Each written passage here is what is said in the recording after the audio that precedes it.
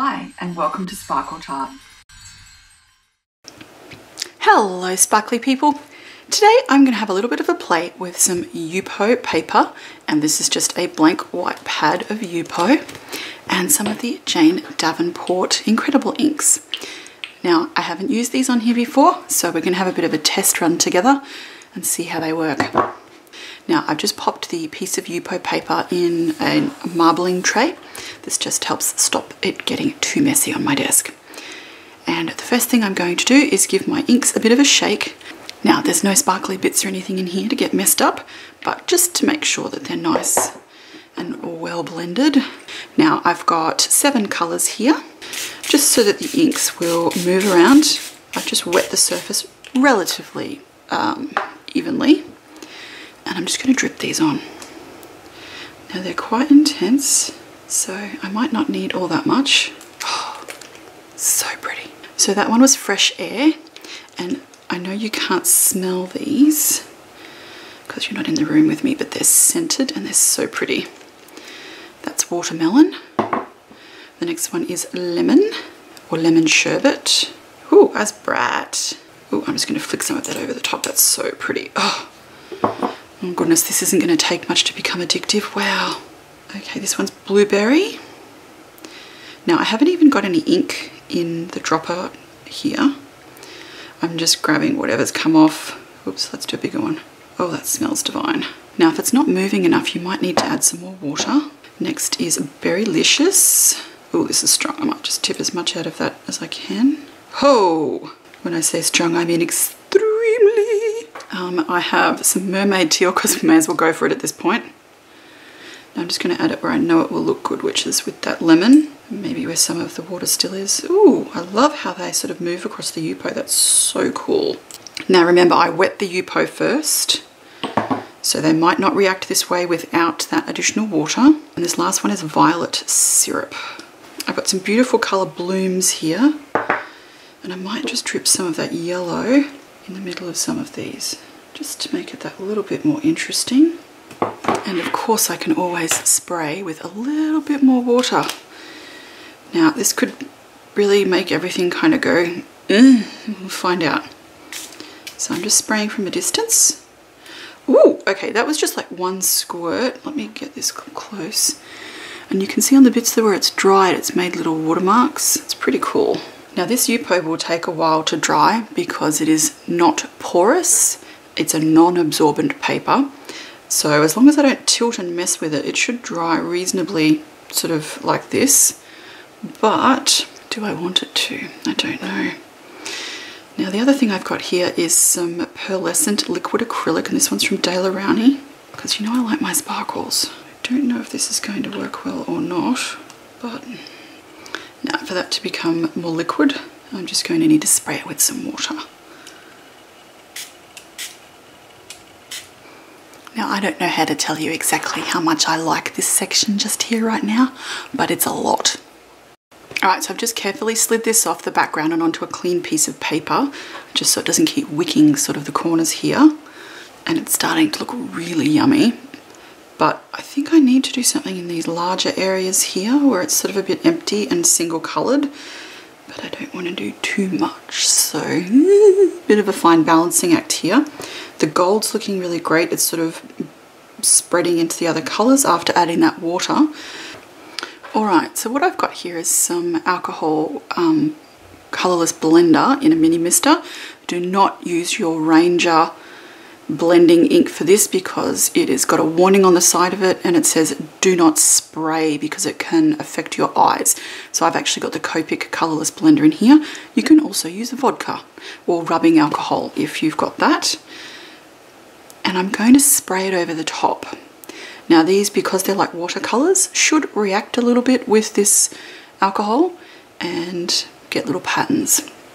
Let's find out. Oh! Well, it certainly does. Alright, so I'm going to spray from a much, wow! You can spray from a much higher elevation. So this was right up near the camera. And that's actually really pretty. Now it works better on the areas that have semi-dried or at least don't have as much liquid. You can see that it's been sprayed over here where it's still quite wet, and it's made almost no impact apart from a few little bubbles where it's sort of spread it out. But that looks pretty cool. Now I'm going to try and dry this with a heat gun, see how that goes. And if you get any of these little dark corners like I've got here, just grab a paper towel, touch the paper towel to the corner to draw away some of the liquid, and that'll stop you getting sort of little brown bits.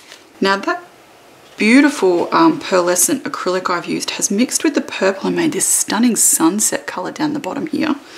I'll have to find a way to make use of that.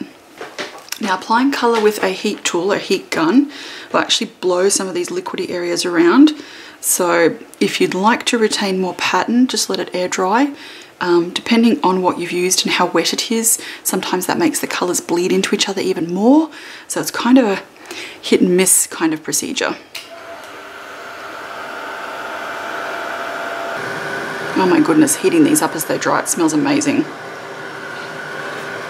I'm sure that's not what it's supposed to be there for, but it's pretty great.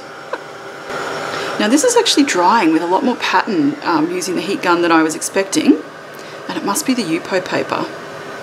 Oops, too close with the heat gun there, and it's kind of buckling a little. Okay, so lesson learned. A little helpful drying with the heat gun is fantastic. Get too close and the paper will buckle like it's plastic. So I'm just going to blot a few more of these corners off so it dries a little bit quicker, and then leave the rest of that to air dry. And yes, it really does look as awesome off camera as that does on camera. That is just so super pretty. So the Yupo has dried, and what I've had to do is in some areas it's sort of remained, it's not wet, but it's definitely movable on the surface. So I've just blotted it with a paper towel. The colours are beautiful and bright, and I've got a little bit of shimmer in places from the liquid acrylic, and it's so pretty. I love some of these little areas here. It's just really interesting to look at. So I want to do something that exposes the background. Now, because I've overcooked the Yupo slightly, just when I heated it, I need to chop off the little area that is sort of buckled. Okay, so I now have a beautiful square, even if it is a little bit warped. So what I'll do is I'll put some double-sided tape on the back and stick this to a piece of thicker cardstock so it stays nice and flat. Oh, okay. That paper towel has made some interesting patterns in my background. And whilst I could be bothered, I actually like it. Now that my little panel is dry on the backing card, I've taken it outside and sprayed with some crystal clear. Now, I should have done this a lot earlier, and I'll show you why. Because every time this surface touched something, it would lose a little bit of colour and become more pastel.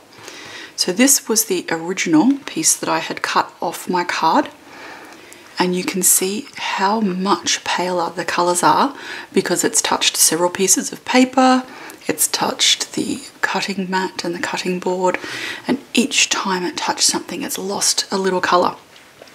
Now that's not upsetting me because I have a beautiful background here, but if you would like to keep your colours nice and bright on the Yupo, spray with a permanent acrylic varnish, because if you spray with a water-based one, it will reactivate the inks and make a mess of your background. So something to note. So if you would like a pale background, just sort of turn this upside down and almost blot it on several bits of scrap paper. If you would like to keep it nice and bright, spray much more quickly once the initial inks are dry.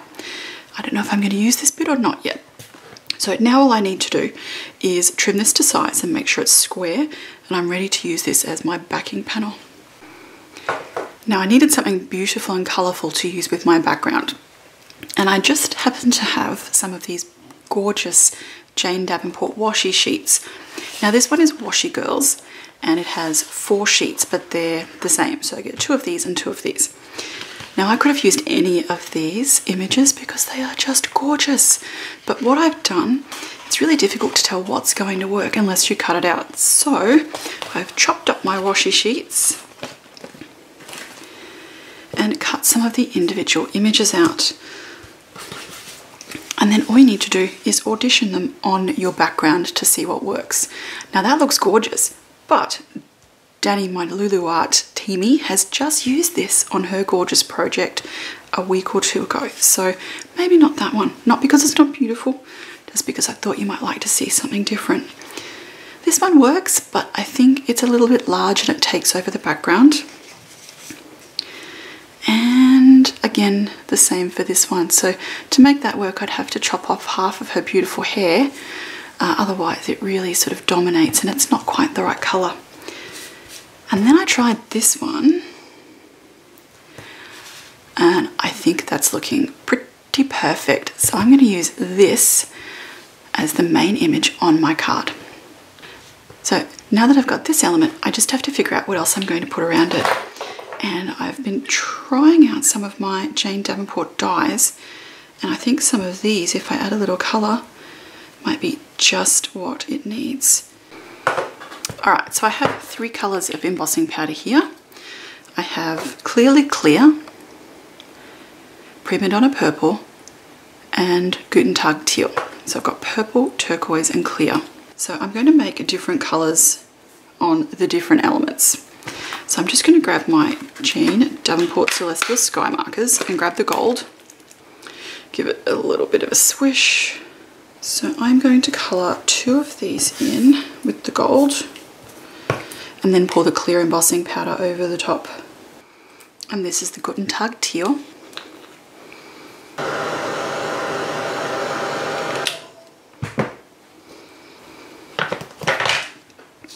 And lucky last, the Prima Donna Purple. And now I have 3 gorgeous coloured embellishments in gold, purple and turquoise to match my background.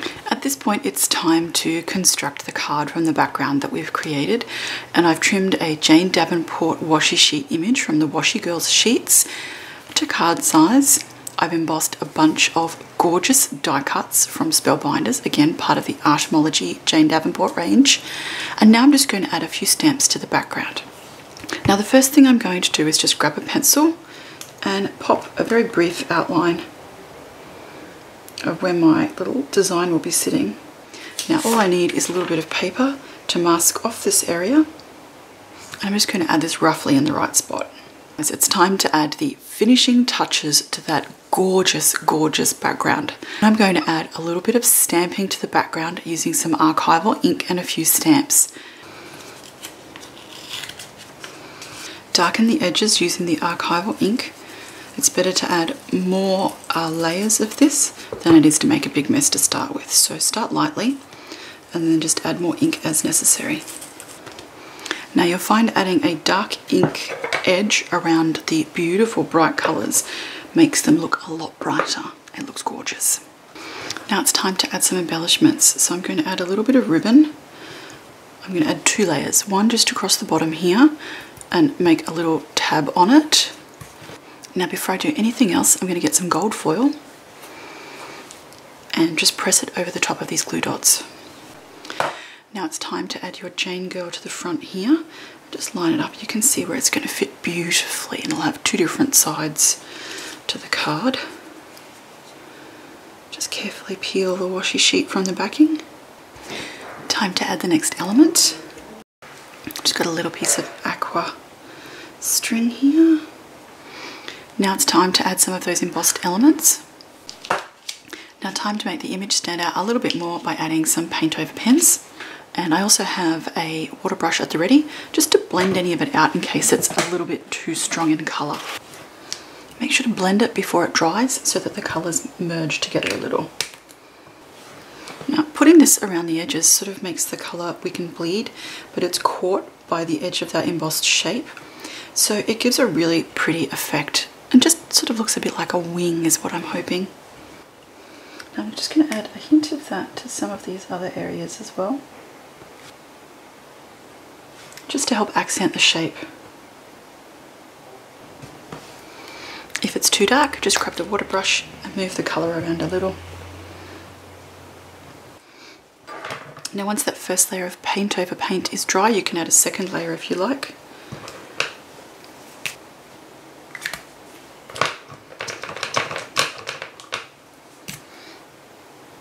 Just to finish this layer off, I'm going to add some black fine liner.